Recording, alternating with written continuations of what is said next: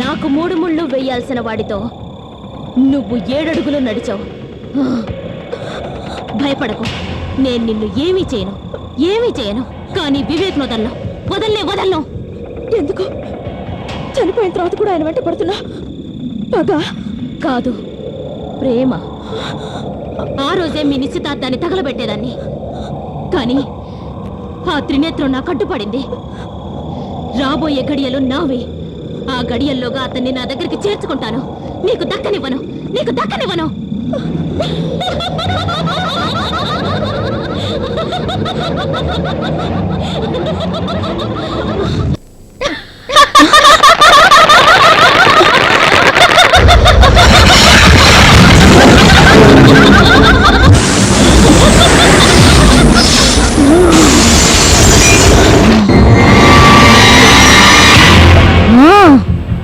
పాత పెళ్లి కూతురికి కొత్తగా శోభనం.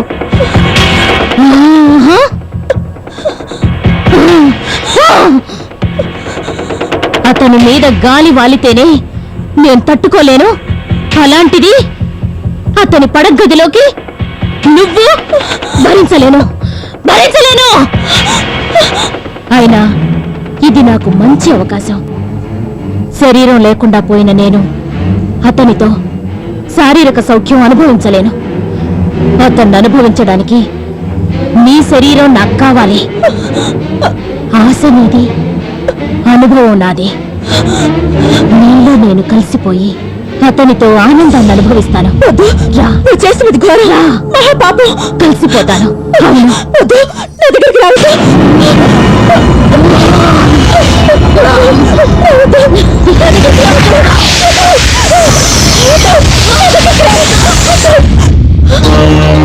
ఏటమ్మా వద్దంటున్నావు? ఏం లేదు. కంగారు పడుతున్నావేంటి తల్లి? మీరెప్పుడొచ్చారు? అమ్మ తల్లి అయ్యవారిని నిద్రలేపి తెల్లారేలోపు ఈ రచ్చని కట్టమని చెప్పింది. ఎలా నిద్రపోనిస్తాన్రా? అవతల నా బిడ్డ చుట్టూ పీడ శక్తులు చేరి వికృతంగా నిప్పులు చెరుగుతూ ఉంటే అని అమ్మవారు నన్ను నిద్రపోనివ్వడం లేదు అల్లల్లా. అవునవునంకాలమ్మ తల్లి, అమ్మవారు నీ రూపంలో నా కల్లోకి వచ్చింది. అమ్మాయి గురించి ఎలాగే చెప్పి నన్ను కూడా నిద్రపోనివ్వట్లేదు. అందుకే అమ్మ శక్తిపీఠం నుంచి ఈ రక్ష తీసుకొచ్చాను. ఈ రోజే తీసుకెళ్లి బిడ్డ కట్టండి. పాపగ్రహం కర్కాటకంలోకి వచ్చేలోగా కట్టాలి. అందుకొచ్చాం. అవునమ్మా, ఇది చాలా జాగ్రత్త. చూడండి, ఈ విషయం మీకు చెప్పకూడదనుకున్నాను, కానీ చెప్పాలి. నేనేం అపార్థం చేసుకోను. మీరు ధైర్యంగా ఉండండి. ఈ సమస్యను మనిద్దరం కలిసి అర్థం చేసుకోవాలి, ఆలోచించాలి. చెప్పు.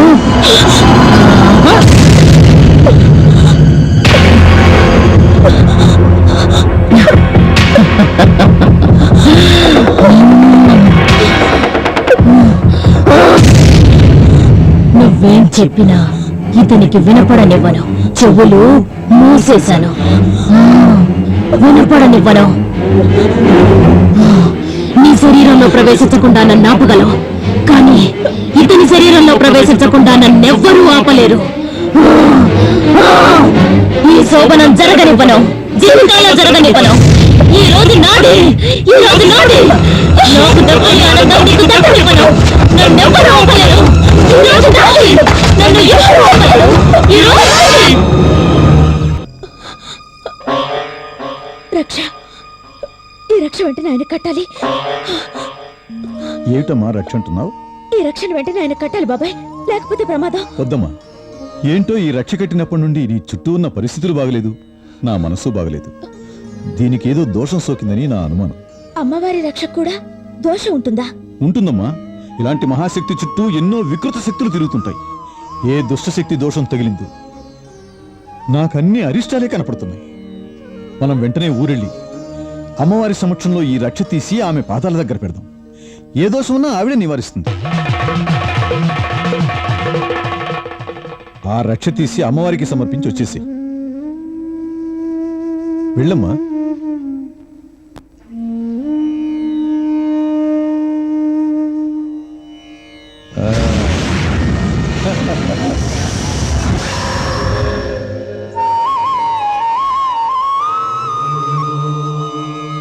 అమ్మా, నువ్వు నా బాగు కోసం ఈ రక్షని నాకు పంపించావు. కానీ ఇది అరిష్టమని బాబాయ్ కూడా అంటున్నారు. అమ్మ దీవెన అరిష్టం ఎలా అవుతుంది? లోకం కోసమైనా నువ్వు పంపించిన ఈ రక్ష నువ్వే తీసుకో.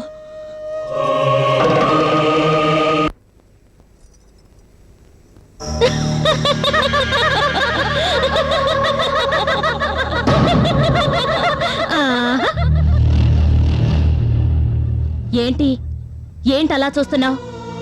ఆ రక్ష ఉండడం వల్లే నీలో నేను ప్రవేశించలేకపోయాను. దాన్ని విప్పించడం కోసమే ఈ నాటకం ఆడాను. ఇక నాకు అడ్డే లేదు.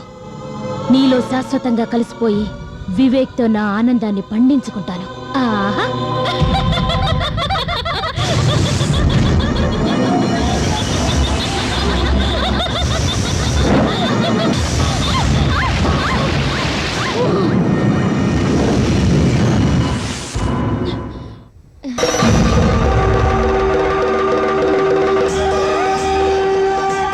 ఏమిటలా చూస్తున్నావు? నీ నాటకాలు నా దగ్గర కాదు.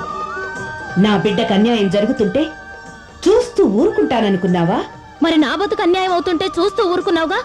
అన్యాయం కాదు, నీ ఆయువు తీరింది. కానీ నా ప్రేమకు ఆయువు తీరలేదు. మనిషి మరణించినప్పుడే ఆ మనసులోని ప్రేమ కూడా మరణిస్తుంది. లేదు, నా ప్రేమకి చావు లేదు. నా వివేకం నేను దక్కించుకుంటాను. ఆ శక్తి నీకు లేదు. నీ శక్తి నక్షత్రంలోనే నేనాత్మనయ్యాను. అతని గ్రహస్థితి దిగజారే కొలది నా ఆత్మశక్తి పెరుగుతూనే ఉంటుంది. లేకపోతే నీ విగ్రహం చూసి విలవిలలాడిపోవలసిన నేను ఈ క్షణం నీ గుడి మండపంలో నీ ముందే మాట్లాడుతున్నానంటే నా శక్తి అర్థం చేసుకో. తక్కువగా అంచనా వేయకు. నువ్వు గుడిలోకి రాలేవు. నేనే రానిచ్చాను. నీ తప్పు నువ్వు తెలుసుకుని సరిదిద్దుకోవడానికే నిన్నిక్కడికి రానిచ్చాను. ఆహా! మరణించిన వారికి జీవించి ఉన్న వారితో బంధాలు ఉండకూడదు. అతన్ని విడిచిపెట్టు. మరో జన్మలోనైనా మంచి జరగాలని ప్రశాంతంగా పరమేశ్వరుని ప్రార్థించు. నీ ప్రేతాత్మ ప్రేమ కోసం సృష్టి ధర్మాన్ని విరుద్ధం చెయ్యకు. ఆహా! మరి మీ ప్రేమ కోసం మీరు ఎన్ని విరుద్ధాలైనా చెయ్యొచ్చా? శివుని మనసులో రెచ్చగొట్టి నీ శృంగారాన్ని పండించుకోవడానికి మన్మధుణ్ణి బూడిద చేసి ఆకారం లేని వాణ్ణి చెయ్యలేదా? నీ భర్త మీద ప్రేమతో దక్ష యజ్ఞంలో నువ్వు భస్మమవ్వలేదా? నీ మీద ప్రేమతో నీ భర్త ఆ యజ్ఞాన్ని ధ్వంసం చేయలేదా? మీ ప్రేమలు పురాణాలవ్వాలి, పూజలందుకోవాలి. నా ప్రేమ గాలిలో ప్రేతాత్మలా ఉండిపోవాలా? 1000 చేతులతో నువ్వు అడ్డుకున్నా సరే నేనే గెలుస్తాను. వాళ్ళిద్దరిని కలవనివ్వను. వివేక్ ఆత్మని చేసి నాతో తీసుకుపోతాను. వివేక్ని బతకనివ్వను. తీసుకుపోతాను.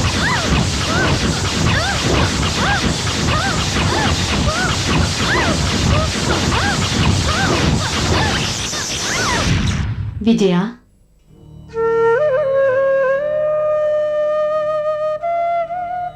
ఇది నీ మంచి కోసం కట్టిన రక్ష. రేపు నీ భర్త జీవితంలో చాలా గడ్డుకాలం. అతన్ని ఎక్కడికి కదలకుండా చూడు. వెళ్ళు.